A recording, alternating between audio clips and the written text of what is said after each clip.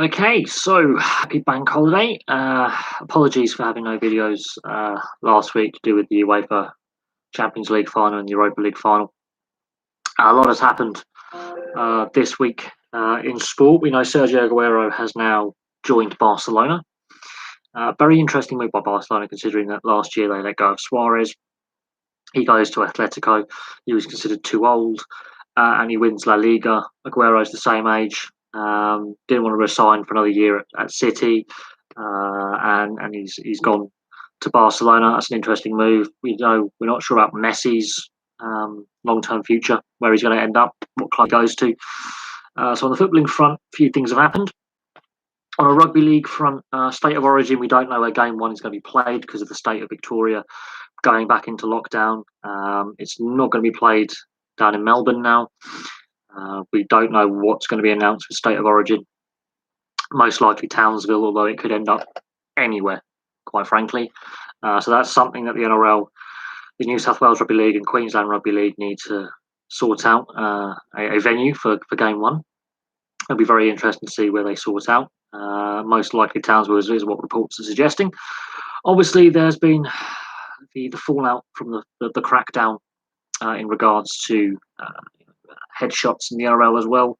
A lot of fallout, a lot of criticism of how the NRL have gone around and gone about implementing tougher refereeing standards for foul play. Those tackles and foul play incidents have always been foul play. It's called weak refereeing for a long time and weak governance for a very long time. George Williams, the English halfback, has obviously left the Canberra Raiders with an immediate release clause. That was badly handled by both player and club, and I'm a Raiders fan, and I can say that was an absolute mess from start to finish. There is no hiding from that fact. It was badly handled by all parties. Osaka, the tennis player, she's refusing to give interviews, and she could face expulsion from all the tennis opens this year. She's highlighted player welfare and mental health issues with her stance. So that's really interesting what the LTP, the tennis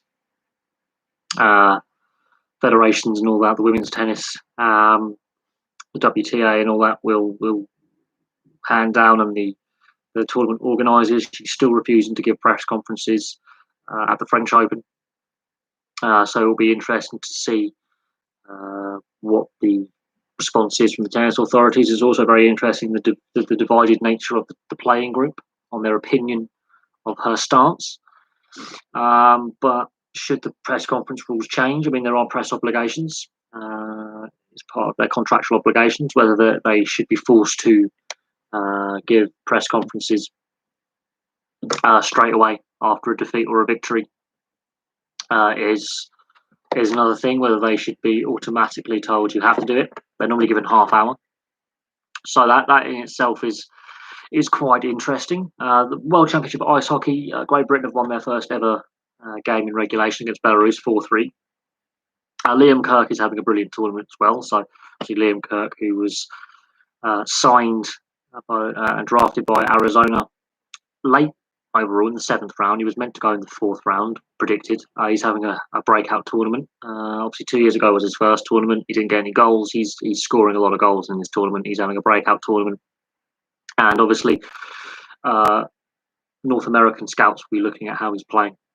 Yes, he's already been drafted, but scouts for AHL affiliates teams and NHL teams and ECHL teams will be looking at how he's playing, and I can see him possibly moving in a trade and being picked up because his rights are owned by Arizona, by another franchise.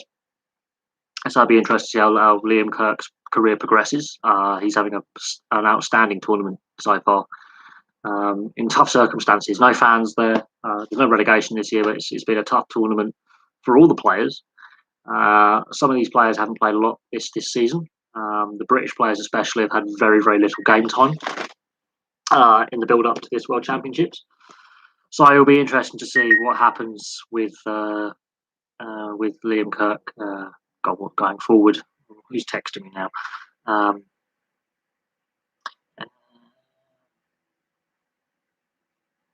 God, my phone's playing up.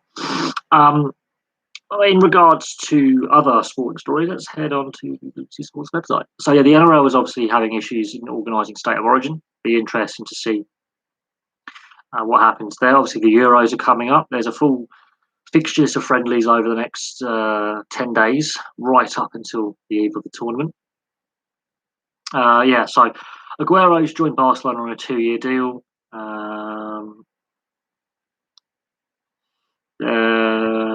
There's the Copa America is to be held only in Brazil after Argentina is removed as hosts. There's political issues along with that.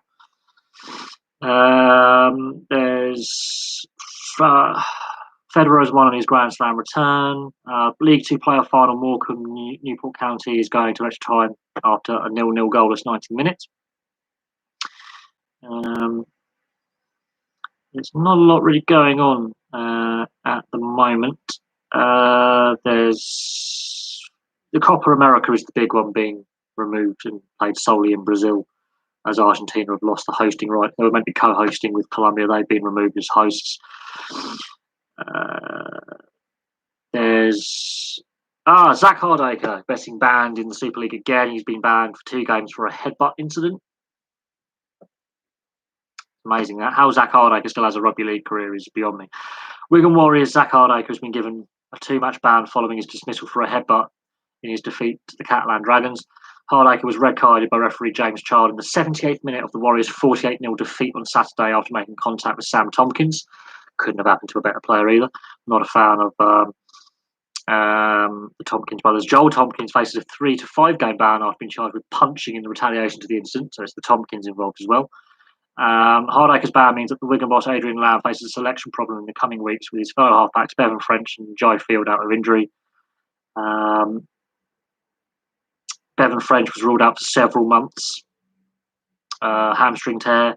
The Rugby Football League disciplinary review panel has also banned Wakefield's Matt Ashurst for 2 games for a dangerous throw, while George Griffin of Castleford and Leeds Ben Reynolds handed 1 game suspension for dangerous contact and tripping. Huddersfield's James Gavet has also received a 1-game ban for raising the knee in a tackle.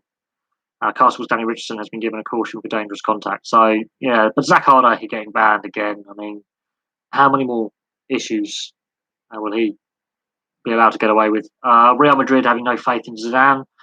Zinedine Zidane says he resigned as Real manager because he felt the club had no faith in him. But this is the second time he's left in like 3 seasons. Zidane previously managed until 2018. I'm not jumping overboard, nor am I tired of coaching. He feels that the club have no faith in him to build or support in the medium to long term.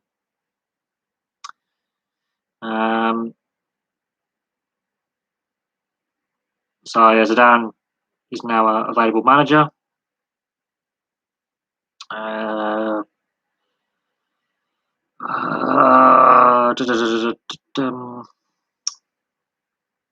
Not really happening in sport today. Guardiola got his tactics wrong at the weekend in the Champions League final. No defensive midfielder. They lost the midfield battle, and Chelsea wanted it more. Osaka's decision on the not giving press conferences. I think it's going to be interesting. The tennis officials with Naomi Osaka are saying that she faces fines, $20,000 per news conference, so she gets all the way to the final. That's a lot of money.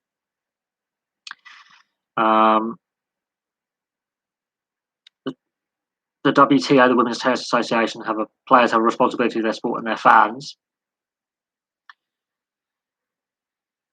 But most tennis players say it's part of the job. You've got to talk to the media. I think we need to have a balance in the media. On the Leeds Centurions, I always thought they were the wrong team to be put in place of the Toronto Wolfpack. The last time we were in the Super League, they were well out of their depth. I felt Toulouse or the London Broncos were a better bet to be a more competitive side. I think, the Super League's decision to put Leeds Centurions in there was a bit of an old boys club decision. They're going to get relegated. They're going to get I think, left adrift at the bottom. Um, what more can I say, really? I think the Broncos or Toulouse Olympique were probably a better bet to have in the Super League, but the Super League board decided to go with Lee Centurion's bid offer. There were other clubs like Featherstone as well who had, I think, better tabled offers as well. And they went with the Old Boys Network a little bit. I think rugby league in this country has a big problem. The TV deal isn't great. The quality of play is not at the same standard of the NRL. It's lagging significantly behind where the NRL is at. And even with the high shot crackdown and the controversy about the rule interpretations in the NRL, the quality of the product is better. In my view, the Super League is rugby league's poor cousin. It really is. The Super League is a poorer product than the NRL.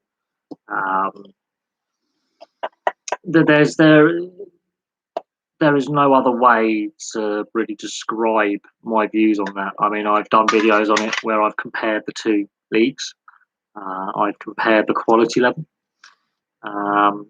You just have to look at the quality of player that comes over from Australia versus the quality of player that goes over to Australia.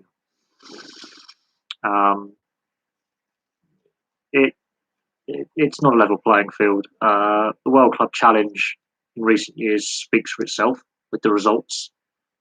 It's been a while since an English club won that.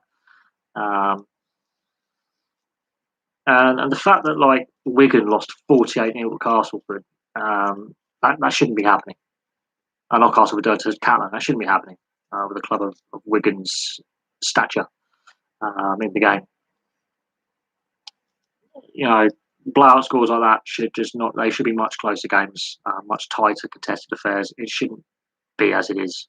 But I do think, that the quality level is not on the same standard. The same standard just doesn't apply. It's a weaker competition. It's a much weaker competition. I think only two clubs in the NRL have not appeared in the grand final. Or one club hasn't appeared in the grand final, and two clubs have never won a grand final. You look at the Super League; it's a handful of clubs have won the grand final and appeared in them. So there's a golf in class and competitive level and competitiveness.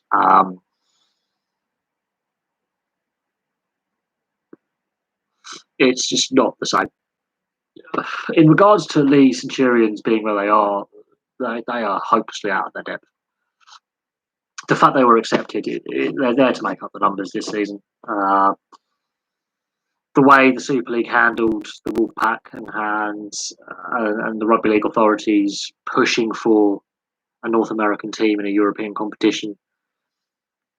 While I was happy to see the game grow and growth, we now have a domestic North American competition of a professional standard. It's a lower professional standard, granted, but that's where I think they should have focused the growth. The Wolfpack experiment was an expected failure. And it was proven to be the case. Even before COVID, I don't think it was going to work. And when they joined the league, they couldn't get a win. They were hopelessly outclassed. Player recruitment was a problem. It's the TV deal is another issue that I think holds back the Super League massively, and it is what it is. Don't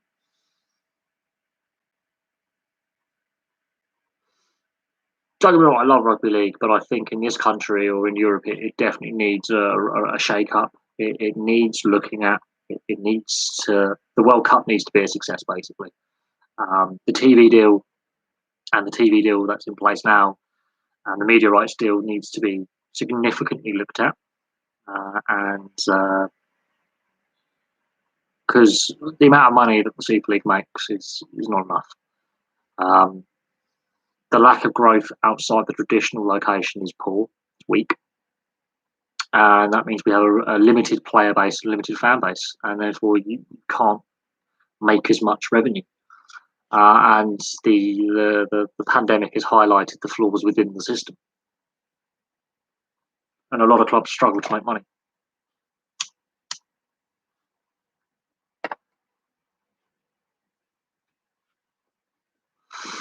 It's an ongoing thing. In other news, obviously Chelsea winning their second Champions League. That's a big boost for Tuchel. I think that cements his place as Chelsea manager in the long term. I had doubts about him when he was named manager. I think their recent form leading into the Champions League final wasn't great, losing their FA Cup final to Leicester, but it's shaking things up a bit. And Man City still can't win the Champions League. And that is a problem. Even with Pep Guardiola as manager, they can't win the Champions League final. The IPO is in a mess. Yes, it's going to resume play in September. The IPL situation was highly avoidable. The ECB came with an option to continue the tournament, finish it on time, or at least as early as possible. Get all the players in England because the India-England Test Series is taking place. And that was badly handled by the BCCI. The option was there. Get the players over here, quarantine for 2 weeks, and then resume play. They're planning to resume in September. The problem is India have a test series against England. Players can get injured and suspended in that time. That they won't be able to represent their IPL franchises.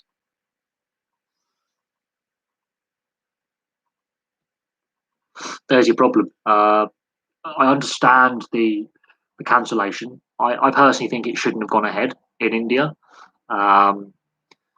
The UAE was probably a better bet anyway. The IPL has played overseas before, notably in South Africa about a decade ago, and to great success. But yeah, the IPL is in a complete and utter mess. Has been for a while. And alongside that, the TV rights and overseas aren't great. The way the Australian players were handled wasn't great. The fact that players started testing positive, they weren't clear on basically shutting it down or continuing or suspending or cancelling. The lack of communication there, the lack of a plan. They were chasing the money and it's backfired. Yeah, the UAE is a good location. The UAE do play cricket. There's a big expat community of subcontinental Indians, Pakistanis, Sri Lankans, and Bangladeshis over there. The UAE play cricket as well. They have one-day status. They want to become a test nation. They have some very, very good stadiums over there. It obviously doesn't rain, so you don't get rain delays. The time zone is brilliant, so you can have night tests, you can have day-night tests, you can have evening matches. There's the infrastructure in place. It's politically stable. It's a good location for cricket. The conditions, it's hot and dry, which can be a problem, but it's cooler in the evenings. It is a reasonable location to play at. There's no doubt on that. The fact that they didn't consider the UAE earlier is a head scratcher for me. It's caused cricket to have a lot of bad press. It's damaged the brand. At the same time, they're deciding to go there in September. It will be interesting to see how the cricket plays out in September, how the players adjust. That will be interesting to see what the rest of the tournament looks like. But the reputational damage done to the IPL and the BCCI is plain for all to see. Some bad PR there. But it is a good time zone if you are a cricket fan in Europe or India. It's a good time zone for both countries. I feel sorry for the Australian players and how they were treated by their own government. But they were the ones to first start raising concerns and wanting to pull out. The way that was handled was poor. Very, very poor. What the IPL looks like next year is going to be interesting, considering everything that happened this IPL season. There's a lot of questions to be answered about the tournament format, protocols in place, health protocols, because it's not just COVID that's a problem in India. There's a lot of illnesses in India that are rampant. Cholera is another problem, which is rampant in poorer areas.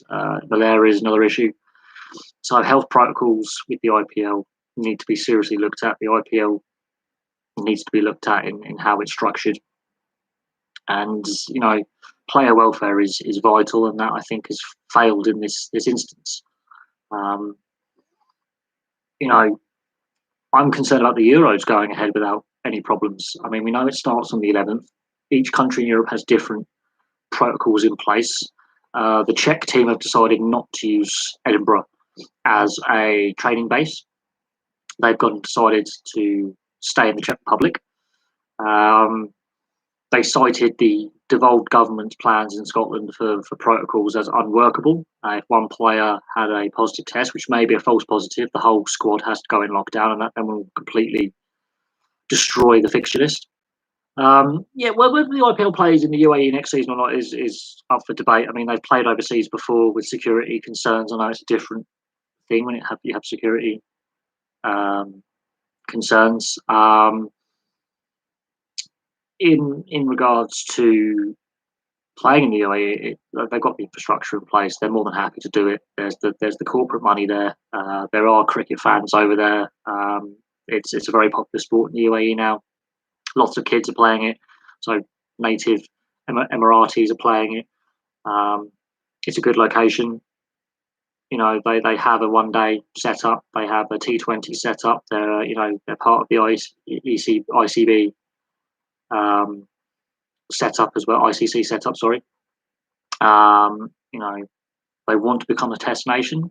That's a step for them getting test status. They played test matches there for Pakistan and other nations before and Afghanistan because of security concerns in those countries. So, the UAE sounds like a good bet for next season to make sure it goes ahead in full.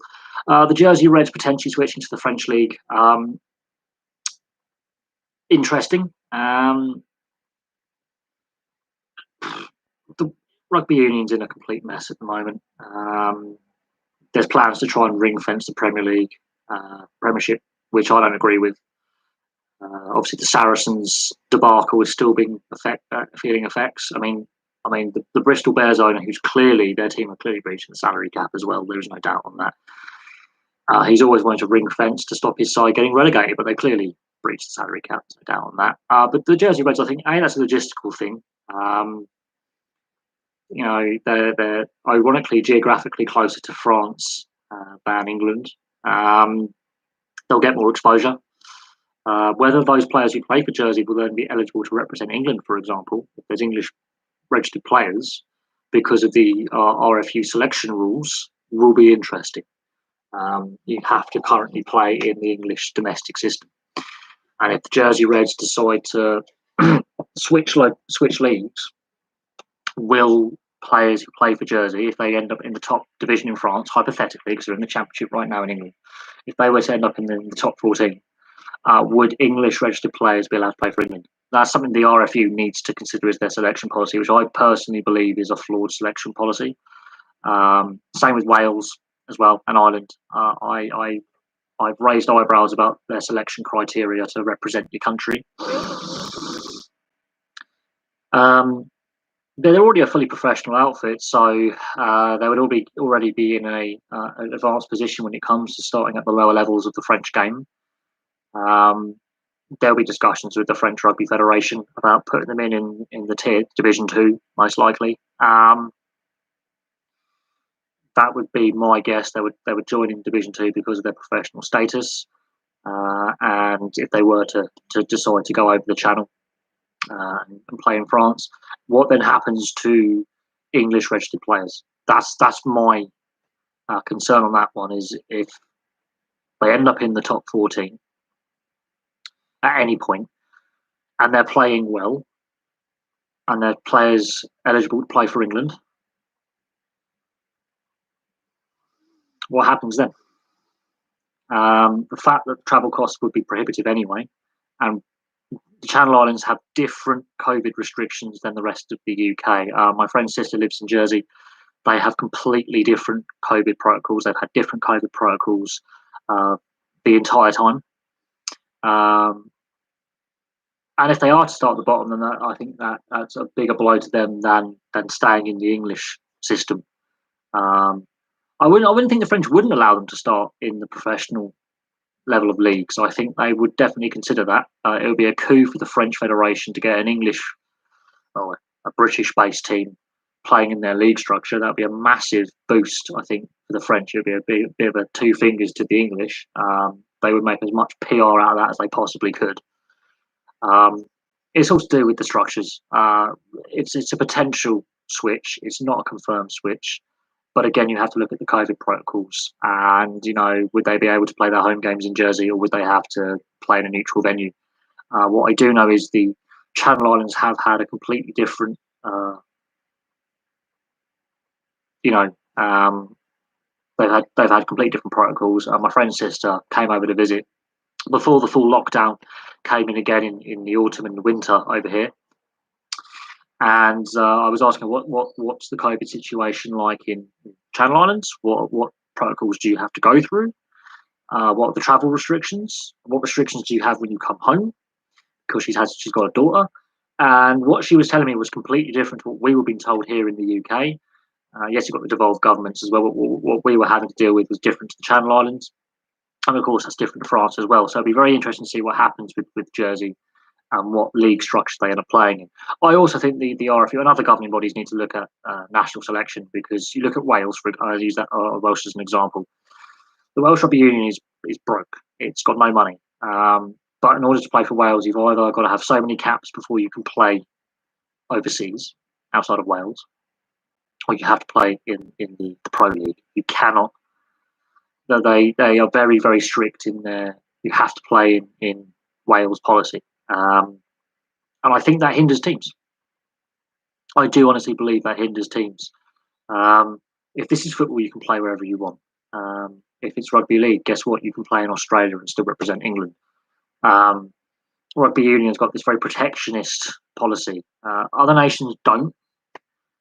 So if you are Scottish or Italian, you can play outside of Italy or Scotland and still be selected. South Africa have gone the same way. You can play in Europe and be selected for South Africa. New Zealand and Australia are still going for this home-based player rule, although there is the Matt Giteau rule, so you have to be an exceptional player who's played X amount of caps or whatever, which is very similar to the Welsh policy. England's RFU policy is I think, backward thinking and protectionist and outdated. If you want to make it a global game, you have to allow players at the professional level to choose where they want to play without them hurting their international selection opportunities. That's my opinion on that one. I think your players should be allowed to play where they want, and it shouldn't affect their international selection. Other sports, it's not a problem. The Jersey Reds currently play, I think, in the Championship, so they are a second-tier standard as things currently stand. I wouldn't say they would be third-tier standard in France. I think they'll be far too good for that league, and they would run away with it on the current squad that they have and the current level that they've been playing at for a very long time. If the Jersey Reds do decide to go to the French system, there will be discussions with the French Federation about what league they start in. I cannot see them starting right at the bottom, because then the Jersey Reds would be out of business. The travel costs alone would be prohibitive for playing at such a low level, and the crowd gate receipts would be so little they would not make any money. They would have to be playing at a higher standard in order to financially be viable and survive. Hence why they're playing in the second tier in the English structure. Hypothetically, they could have an outstanding season and win the Rugby Championship and get promoted to the Premiership. Now, what happens then is, where do they play their games? Is their stadium that they currently have up to standard? And I think they would end up in the French Division 2. That's my personal opinion on where they should play. Yes, there are players who play outside the Premiership who play in France, especially Abendinen as a fullback, and the Armitage brothers, who have basically forgone their international careers to play the best rugby they can and to earn as much money as they can before retiring. And there were calls over the last decade to get those three guys playing for England, and the RFU said, no, we're not going to make an exception. Johnny Wilkinson was the exception, playing at Toulon. They, whether the French second tier is better than the English Championship, it's still the same level, as in on the structures. That's a debate. We can debate that. What I do know is that whoever wins the championship should have the right to be promoted to the Premiership, and there's plans to ring fence, which I think will be more damaging to the game than positive for the game. And there's division amongst fans and players and clubs on what the league structure should look like. The fact that the professional levels in France go deeper, there's a bit more money in the game in France. It's a more popular game in France. It's better supported in France. At the same time, you've got to look at the travel costs for the Jersey Reds.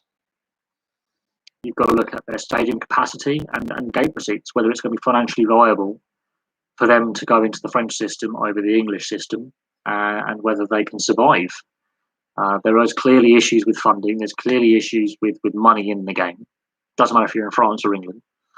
And these predate COVID. Let's be clear on that. The issues in the game predate the COVID pandemic.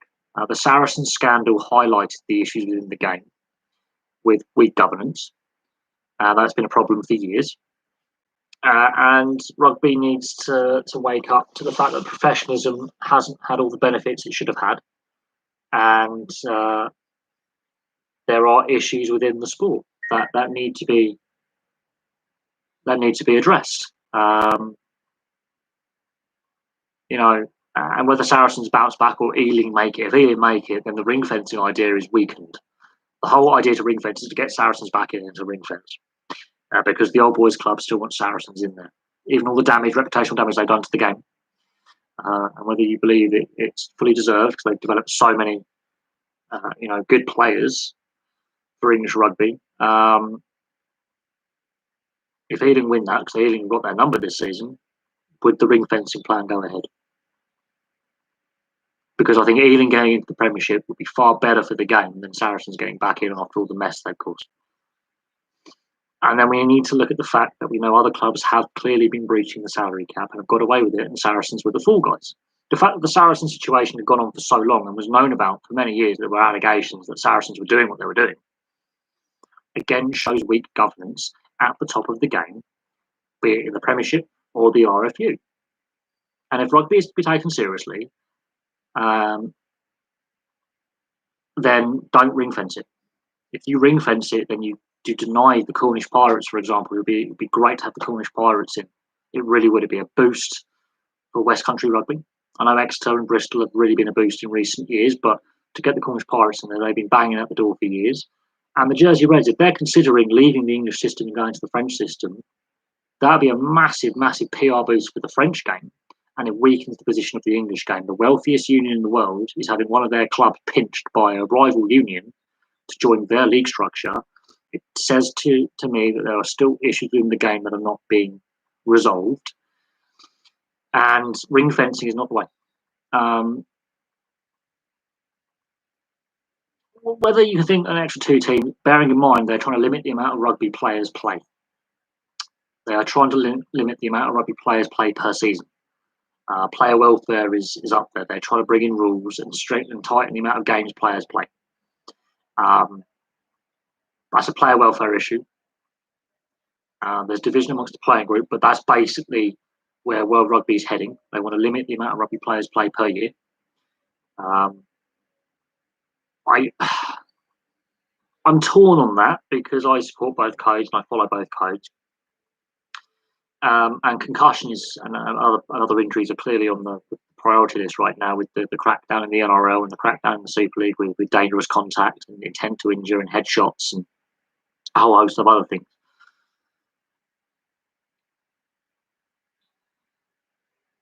Well, yeah, they could base them in Normandy, but then again, these are hypotheticals if they decide to join the French system. The RFU needs to be very, very careful how they handle the championship, and if they do decide to allow the Premiership to ring fence, and that's the Premiership as well, because they risk lower level clubs not producing players, not producing the talent, and going out of business if they can't achieve the goal of reaching the promised land, which is the top division. There'll be players who go, "Well, I'm never going to reach that," and they give up the game, which weakens the player base, and it weakens the league pyramid. Absolutely, it weakens the league pyramid. So rugby has to be very, very careful how going forward the league structure is structured, funding protocols, TV deals. They're treading a very fine line between growing the game and shrinking the game. And if a club is prepared to leave the structure in England and go to France, and I know the Jersey Reds are a special case because they play on the Channel Islands, so technically they're not actually an English club, they're technically an overseas club, because the Channel Islands are technically a separate nation. They're a crown dependency, which means they are actually a separate country in a sense. They're a separate jurisdiction. If they decide that the French system is going to give them the opportunity to be successful and to grow, and they leave the English system, that is a blow to the RFU. That is a blow to English rugby. And that could mean a whole host of other clubs like the Cornish Pirates go, you know what, we'll join the Welsh system, for example. Hypothetically, the Cornish Pirates go, what's the point of trying to get into the Premiership if they're going to ring fence and make it as difficult as possible to grow the game and to give the opportunity to players to develop and clubs to develop and grow? Because if you ring fence, you don't get an Exeter Chiefs story. You don't. You ring fence. The Bristol Bears have been in the Premiership before. They got relegated before because they weren't good enough. Their owner's a bit of a not so sure on him. He's banging about ring fencing. His club are clearly in breach of the Sarah Cup. Let's not be naive on this. The whole Saracens mess. Let's not be naive on this. You know, there's clearly a haves and have-nots, and the balance is not there. And you risk the Cornish Pirates, for example, and the Jersey Reds in looking at other league structures to play in and leaving the English game. And that is a risk that would happen. And if the Cornish Pirates and the Jersey Reds were to actually break down the barriers and get into the top flight, then yeah, they're probably not considering it as much. But look at what happened to London Welsh. They don't exist anymore. There's clearly financial issues within the game. There's clearly governance structures within the game that aren't good enough. And rugby needs to look at this seriously. Look at what's happened to Super Rugby. It's imploded on itself. They've had to completely change the format utterly. The South African teams have pulled out. Now you have a New Zealand Trans-Tasman competition. That's all gone to pot. I mean, the Sunwolves have left. The Western Force left and come back. I mean, the Super Rugby franchise model has failed, and no one cares to admit it. They're paying players big money, and they couldn't afford it. So club rugby needs to look at itself and look at its structures and look at its finances. And Augustin Pichot was right when he was running for World Rugby president. He was saying the top paid players are paid too much and the lower paid players in the professional ranks are paid too little. And there needs to be a rebalancing of the structures. The Jersey Reds have always played in the English league structure, though, because it's a crown dependency. It's still part of the UK. It's just not English. Geographically, they're close to France. It would make sense for them to play in the French league system, but they've obviously not for many, many years, and they've been a pretty solid championship side for many, many years. Let's not forget that there are players who played for Jersey who've gone on into the higher ranks of the game. Bannon, for example, big winger, he was a Jersey product. And if you want to talk about football, Matt Le Tissier was born in the island of Jersey, in the Channel Islands, and played for Southampton. So the Channel Islands have produced many great players in multiple sports who've gone on to play in the mainland. If you lose them from the English league system, you weaken the player pool, you weaken the league structure itself. And if the Cornish Pirates were going, well, we'll have to consider joining the Pro League, for example, what was used to be the Celtic League, then that again weakens the English structure. But finances are clearly a problem. The TV deal is not good enough. And you look at how the French league is organised, there's more money in it, there's a higher salary cap, and the quality of players playing there is, well, pretty good. pretty good. And yeah, I mean, the problem is the fact that a club in a league system is not happy and is considering leaving that league system and going to another league system tells you there's problems within the structure that's currently there. And this is obviously predating COVID. There was ongoing issues, and the salary cap scam at Saracens really highlighted how weak the governance has been for a very, very long time. And those problems aren't going away. The RFU have got to face them. They have to face them. There is no other two ways about it. The fact that the situation has got to the point where clubs are considering leaving an existing league structure says there's more to it than just financial issues or funding cuts. There's clearly more at play. And there's a lot of issues that have been going on for a long time that have not been resolved, that are allowed to fester. And weak governance and weak leadership is part of that problem. And this is the argument about professionalism. It hasn't benefited the game as much as it should have. And you have to look at the TV deals, and you have to look at the media exposure and the media coverage in the mainstream press. And there is your answer. Too much money has gone to football. We all can agree on that. And the TV deals aren't fully balanced across all the professional sports in the UK. The obsession with football in this country is ridiculous. Other sports have suffered by going solely behind a paywall, cricket being another example. Again, they chase the money, it's backfired. They're coming up with this 100 format that no one wants apart from the ECB and a few centrally contracted players you've been told to say yes. You can't disagree with the governing body. And I always say this, when a sport comes up with gimmicks and constant rule changes, it's a sport in trouble. So I don't know where rugby union takes itself, but across the globe, it is a sport in trouble. Major League Rugby in America seems to be doing quite well, but elsewhere it's a sport that is in crisis, and no one wants to admit it. And the fact that Bill Beaumont was re-elected as World Rugby chairman, I can't see much change happening. Look, the RFU is a very wealthy organisation in comparison to some of the other unions out there. It's like the FA. It's the biggest football association out there in his history, and registered clubs and the league structure and professional levels. The issue is it's an old boys club. The FA have been told they're not fit for purpose many times. RFU have faced the same criticism, same with the Welsh Union and some of the other unions, that it's a job for the old boys. And Bill Beaumont, who was a great player in his time, there's no denying that he was a great player. He somehow managed to retain his position at the top of the game because Pichot was the young upstart. And Augustin Pichot is again another great player who's done so much for Argentinian rugby and developing nations and driving the growth of the game in non-traditional locations and in the smaller nations. The problem is that the professional game in Europe and Australasia, Australia, New Zealand, and South Africa, is in crisis.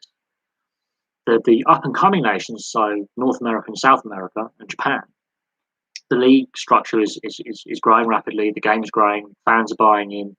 The standard of play is improving massively. The amount of players playing is improving. The numbers, the player base is growing. Fan numbers are growing as well. But in the traditional locations, so the former British Empire, basically, and in Europe and in Japan. I mean, Japan is the World Cup boost is clearly there. The domestic game is strong and healthy. The national team doing really well, but in Australia and New Zealand and South Africa and in Europe, the game is in crisis. And it's not as if the RFU could do more, it's if World Rugby could do more. The domestic club competitions are not really run by the unions, they're run by committees. The unions have limited impact on governance of the domestic club games. If rugby never split, well, that's trying to rewrite history. There was clearly a division within the sport. between the north and the south in England, and the same in Australia as well. Working class versus middle class. The working class obviously wanted to be professional to make up for their loss of income from having to be an amateur and then give up their day jobs to play, risk injury, not being able to do their day jobs. Rugby league could also improve massively as well with a unified governing body, global governing body, and a unified rule book across the Super League and the NRL and the international game and state of origin. It could do a whole lot more to unify itself and have a unified rule book. Rugby union is very divided right now. The new world, as I call it, the new nations, the younger, more up and coming nations like tier 2 and tier 3, their domestic games are growing really well.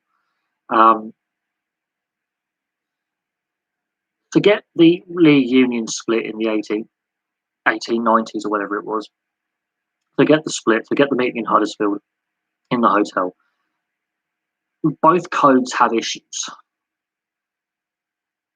Rugby union's issues, I think, are more pronounced. Rugby league has got their own problems. But rugby union has got massive issues. The pandemic has highlighted those issues. Now, the NRL in Australia was the first professional league to restart play this time last year. Their issues are to do with sudden rule changes and governance, and the game is healthier than what it was. In regards to rugby union has had festering issues for 26 years since professionalism. They haven't resolved them. They've been allowed to grow, and professionalism hasn't had the benefits across the globe as it should have. There's still the haves and have-nots, and the lower levels of the game are struggling for funding. Rugby league in Australia is doing quite well. In Europe, it's not. And the Rugby League World Cup is the moment where it could actually really be the spark to grow the game globally. But rugby unions, the issues in rugby union were bubbling beneath the surface, and the last year and a half has exposed those issues that have been ongoing and have been there for a long time and brought them to a head very, very quickly. Very, very quickly. And it hasn't faced up to those issues very well. It has struggled to face up to the issues that there were growing calls to fix. COVID has forced them to face up to them. They're still not coming up with solutions to fix the problems. And that's where rugby's at. They have not come up with a way to solve the issues that the game faces that have been there for 20 odd years.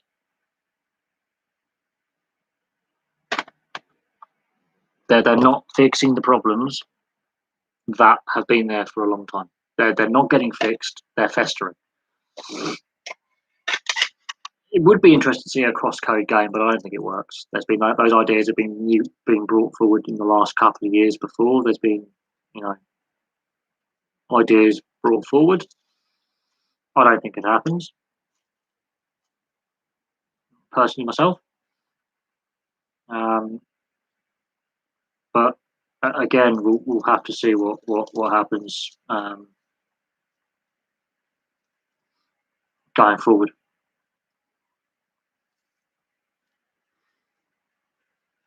And rugby union is not the only sport with massive problems. But I always say there's a sport that brings in gimmicky rules and rule changes regularly is a sport that is in trouble. That's my opinion. A sport that is relying on constant rule changes and gimmicky like things is a sport that's in trouble. Cricket, for example. F1, for example.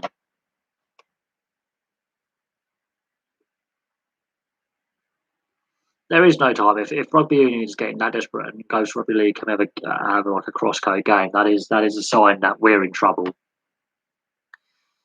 And it doesn't solve the problems that the sport has.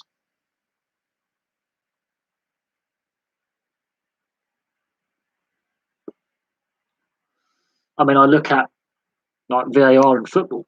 That's something I haven't discussed much lately, and people ask my views on it all the time. I think the basic principle of VAR is good. The implementation, however, is where the problem lies. It's not being implemented correctly, and that's where you've got your problem.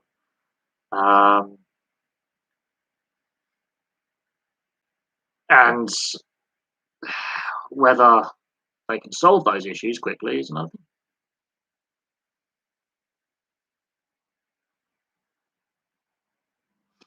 You know, like VAR, how it's been implemented over the last 3 years has been nothing short of a shambles. And what they did in 2019 with the Women's World Cup, where they brought in further changes to offside and handball, it's it made a mockery of what happened in 2018 when they got the VAR basically right in principle. There was obviously work that needed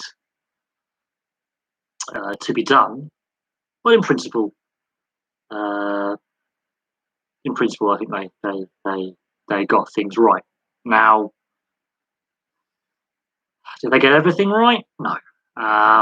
Is there room for improvement? Yes. But I always believe that in 2018 at the World Cup, they did get VAR principle right, and over the last 3 years we have gone backwards.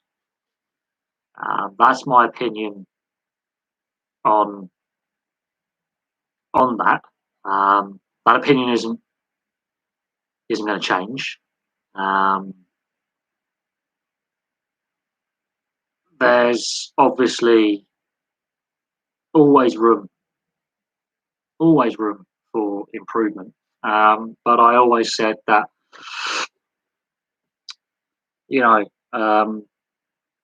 VAR in principle is right, in practice has been implemented wrong. Do I think the Olympics go ahead? There are growing calls to cancel the Olympics. The Japanese government said no fans outside Japan um, can visit. It'll be interesting to see if any nations decide not to send athletes. Um, the fact that where I live, for example, in the UK, we have a vaccination rollout that's going really, really, really well. Other countries not so well, and you've got a global sporting event. It's going to be interesting to see if athletes can't go because of lack of vaccination or protocol issues, and whether various Olympic federations, um, you know, are happy.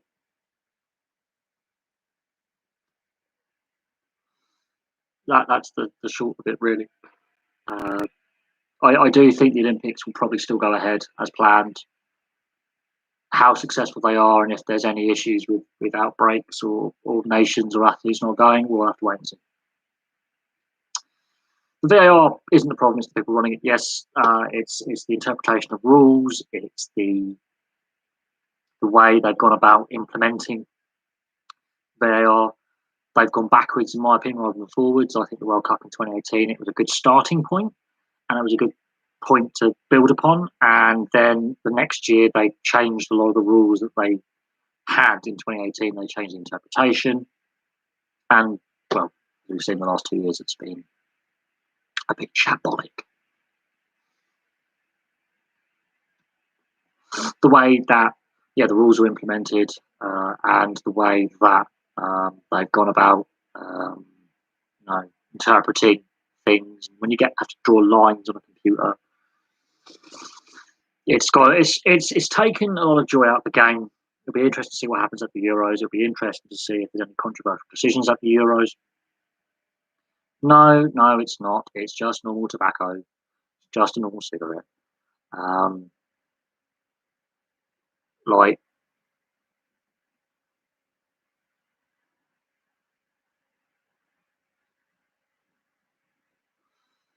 you know, Rugby league, yeah, there are teams in the south of England. They could do more to grow it. Do I follow field hockey? I used to play it at school. We do have a good national setup. We do have a good league setup. Again, it could use more media coverage. We've got some world class players. I couldn't name them to you, but I know we are a pretty solid national outfit. We do have a good solid league system. It's mostly played in universities.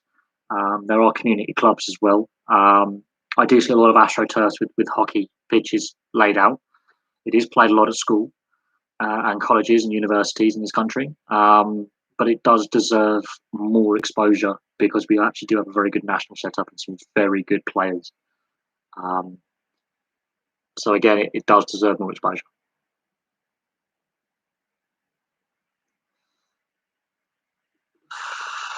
Yes, again, it's interesting. I don't follow it.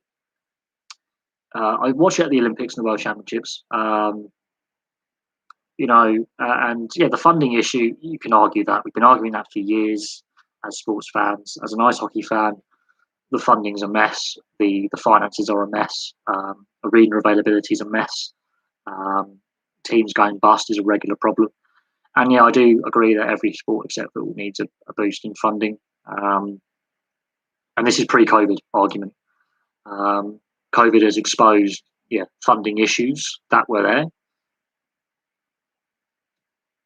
What is interesting is football received no government funding at the professional level. The government said no, whereas other sports did actually get assistance from central and regional government for funding boosts. So I think there is a growing appetite to increase funding outside of football to other sports.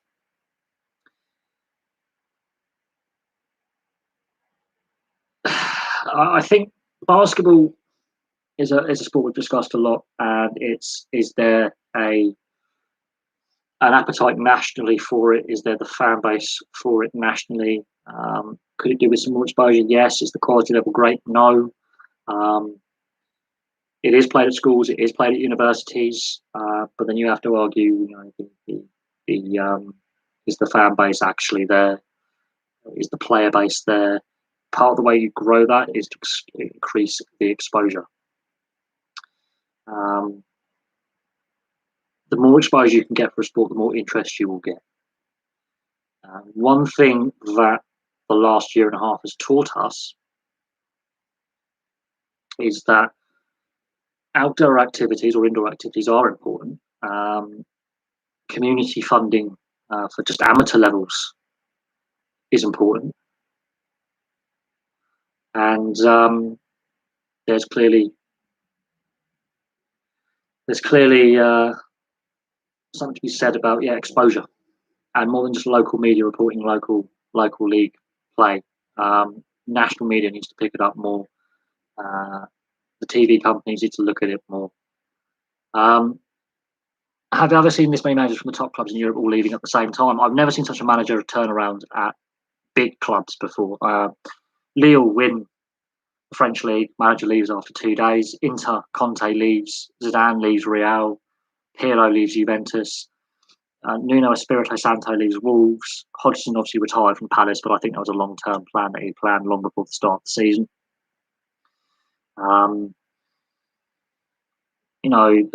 There's calls for some managers to get sacked. Celtic got turned down by Eddie Howe. So Celtic don't have a manager.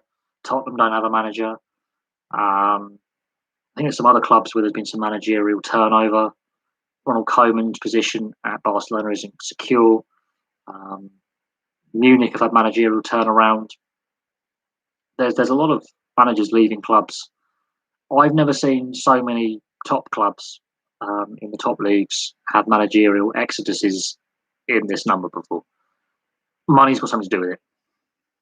Money's got a massive thing to do with it. Inter do have money problems. The fact they actually won Serie A with the money problems they have is something.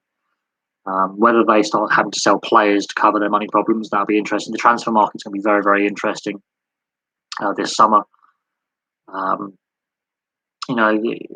Pochettino's been linked with Real Madrid and Tottenham. Eddie Howe's floating around. Frank Lampard's available.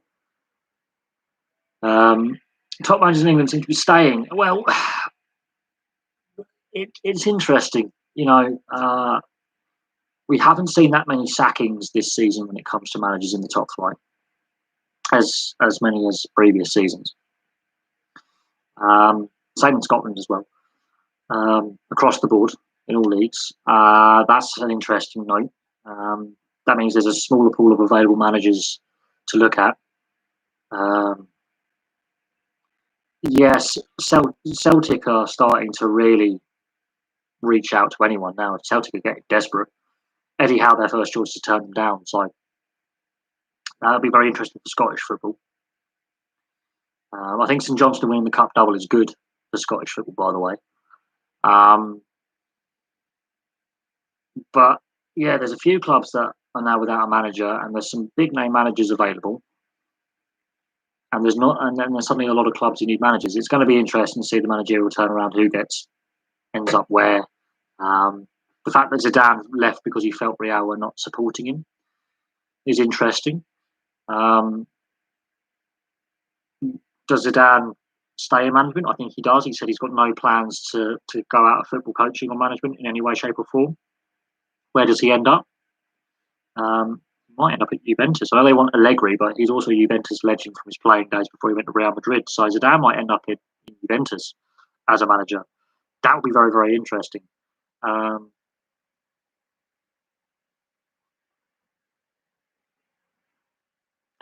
I don't know. I think Diego Simeone is the top paid club manager in the world.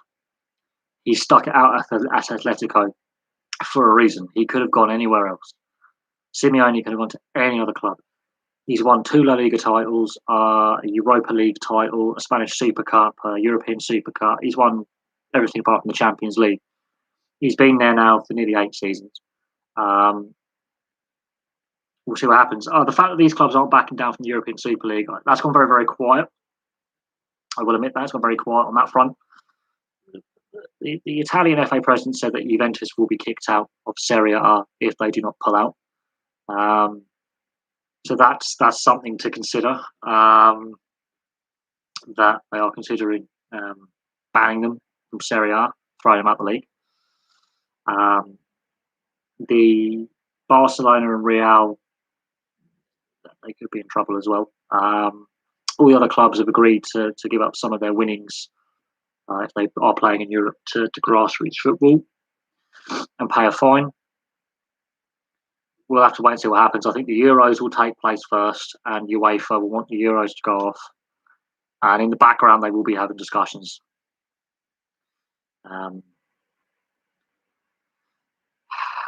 I think fans have spoken. I think players have spoken as well.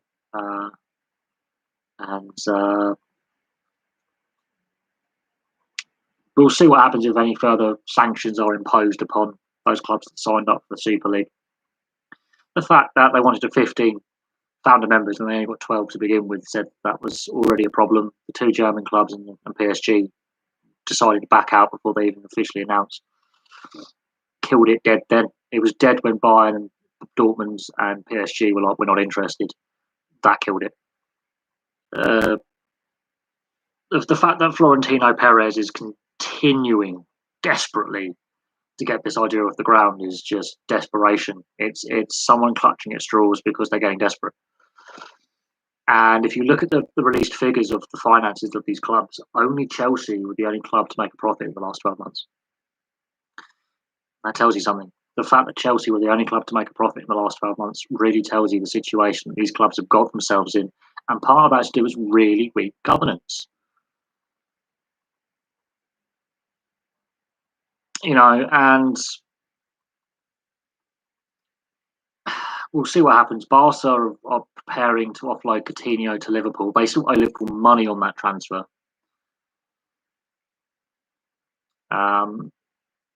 They've signed Aguero. So Barcelona are a club in trouble. Looks like Messi's on the way out. Ronald Koeman, I don't know how long he's got there. Real, no trophies this season. Zidane's gone. Sergio Ramos is not going to the Euros. Hasn't been named in the squad. So the 2 big Spanish clubs are in serious, serious trouble. They're getting desperate. Juventus, I just don't know. But there's clearly issues there. Coutinho is not a bad player. His time at Barcelona hasn't worked out. I did a video saying Coutinho going to Barcelona is a bad idea. I got mocked for that. That's aged well, actually. I'm quite happy with how well that's aged.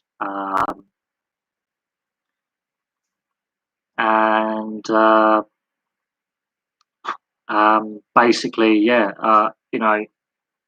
well, Ramos, I think, I couldn't care if he's not going because of injury or not. He's not part of the plans for the Spanish setup. I don't know how Spain are going to do. There's clearly division in that in the league and within the clubs. It's back to the old days for Spain. Really talented squad, divided in behind the scenes and divided in the squad. There are some really, really good Spanish players. They're not going to win. Sorry to say it, but they are just not going to win. I don't know how else to say it. I'm being nice. Years past, Spain always came with a really talented squad and couldn't get over the hump. It took until the 2008 to 2010 for them to get over that hump and finally get international success. But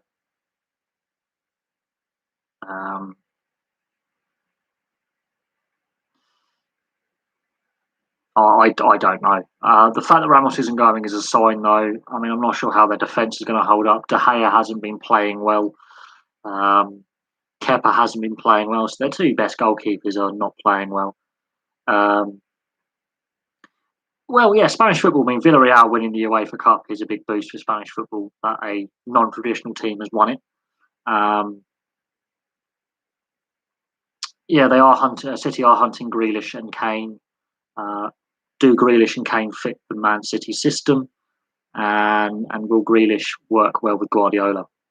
Because he suits the Villa system really, really well. Key part of their setup at Villa.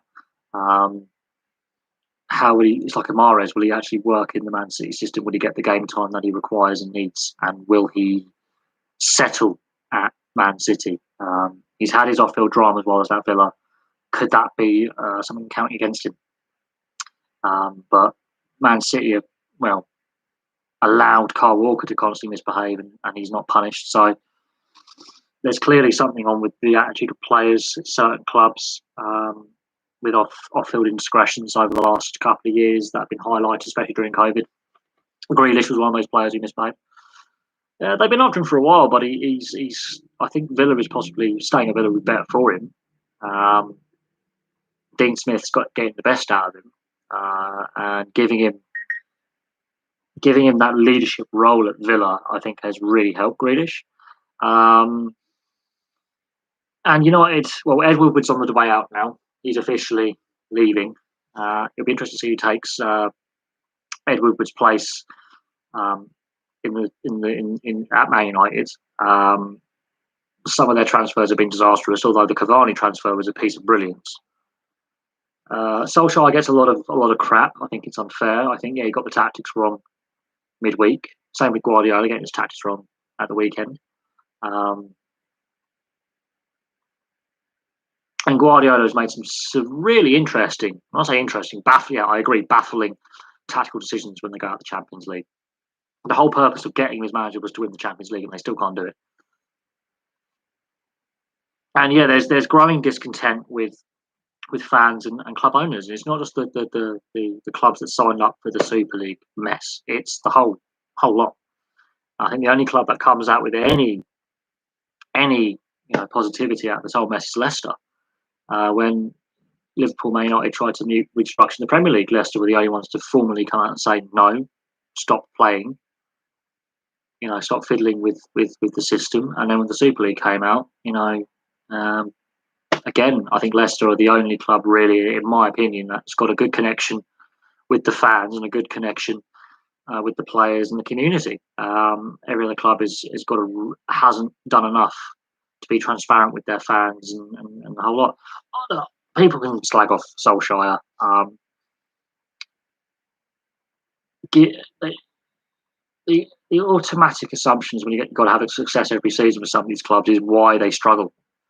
As I say, be careful what you wish for. Arsenal fans, for years, were like, we've had enough of Wenger, we want him gone, we're not winning anymore. He wins them a couple more FA Cups, kept in Europe every season he was there.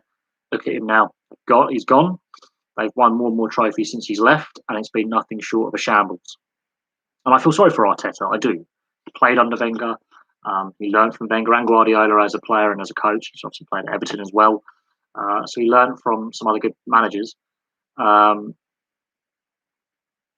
don't know. I think, imagine Greenwood under Pep, would he be better now? He might be better as a player, but you've got to look at the off-field dramas that some of these players at Man City have had, continue to have. And I'm going to say Kyle Walker is a prime example. And he's not disciplined by the club. Everyone go, oh, what's Solskjaer done? Okay, he's won in Norwegian football. People go, it's only Norwegian football. He has won a couple of trophies. He's the most successful player under Ferguson to then go on into management to actually win silverware. He gets United to a final and it doesn't work out and he's criticised. You need to look back at the 80s and how Man United sacked Fergie 3 times until he won his first Premier League title. You have to be careful what you wish for. In the end, Fergie was allowed to have his time and develop in the Class 92. Without the Class 92, okay, maybe Fergie doesn't survive. But Man United is one of those clubs that has a very good youth system. 50% of players to ever wear a Man United shirt have come through the youth system.